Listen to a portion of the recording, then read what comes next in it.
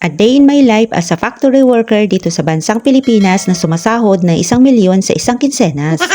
Sa hindi pa nakakilala sa akin, ako nga pala si Mama Jem, isang factory worker na nagtatrabaho sa Oakley Philippines Corporation na matatagpuan sa SunTrust Ecotown, Sahodulan, Tansa, Cavite. Ang Oakley Philippines Corporation ay isang wiring harness company na pinangungunahan ng aming mga magagaling at respetadong leaders. Ang Oakley Philippines ay hindi lang basta trabaho dahil kami ay naglalayo na magkaroon ng magandang produkto sa pamamagitan ng pagkakaroon ng magandang teamwork ng management at ng mga empleyado. Kaya kami ay isang pamilya dito.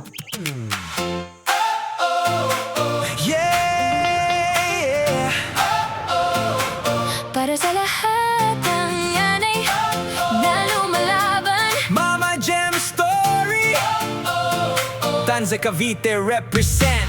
sa ingay ng makina nagsimula ang umaga. Pagod man ang katawan, tuloy pa rin talaga. Factory workers sa SunTrust Ecotown, habang pangarap ay pilit inaahon. Maraming gabi na tahimik umiiyak, Pero sa umaga ni di agad ang hawak. kahit kulang sa pahinga at tulog, patuloy pa rin sa pag-abot ng bugso ng pangarap. Mama Jem, sa sipag at tiyaga walang katulad. Kaya anak niya ngayon nakapagtapos ng pag-aaral. Strong mother with a heart of gold. Kahit solo pero hindi sumuko, Kaya blessings tuloy-tuloy na. kaya blessings. Tuloy-tuloy na. Kahit pagod at minsan inis, kailangan mo pa rin ngumiti at maging magalang. Mama Jem, sa sipag at tiyaga walang katulad. Kaya anak niya ngayon nakapagtapos ng pag-aaral. Strong mother with a heart of gold. Kahit solo pero hindi sumuko, Kaya blessings tuloy-tuloy na. Every tear became a blessing, every struggle became inspiring. Kapag nanay ang lumaban para sa pamilya, walang imposible talaga. para sa lahat ng solo parent na lumalaban. Tuloy lang. Dahil balang araw, lahat ng pagod magiging tagumpay rin.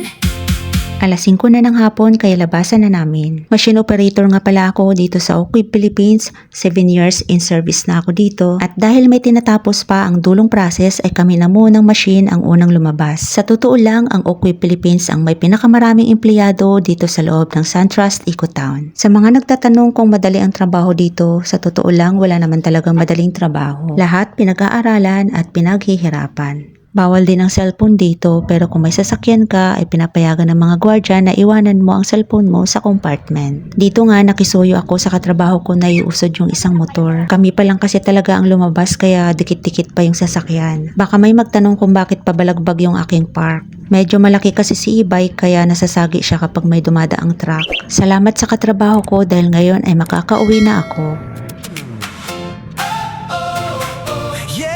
Yeah.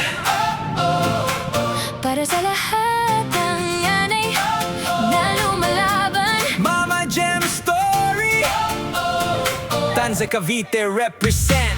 sa ingay ng makina nagsimula ang umaga. Pagod man ang katawan, tuloy pa rin talaga. Factory workers sa SunTrust Ecotown, habang pangarap ay pilit inaahon. Maraming gabi na tahimik umiiyak, Pero sa umaga ni di agad ang hawak. kahit kulang sa pahinga at tulog, patuloy pa rin sa pag-abot ng bugso ng pangarap.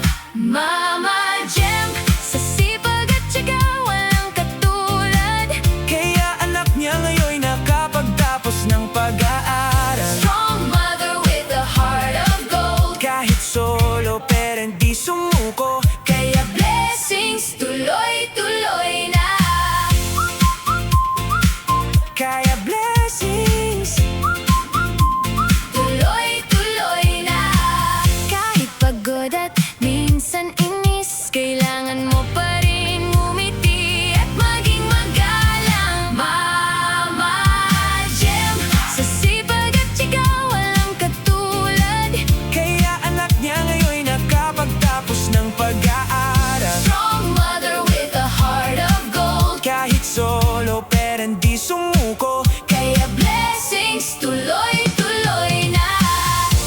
became a blessing. Every struggle became inspiring. Kapag nanay ang lumaban para sa pamilya.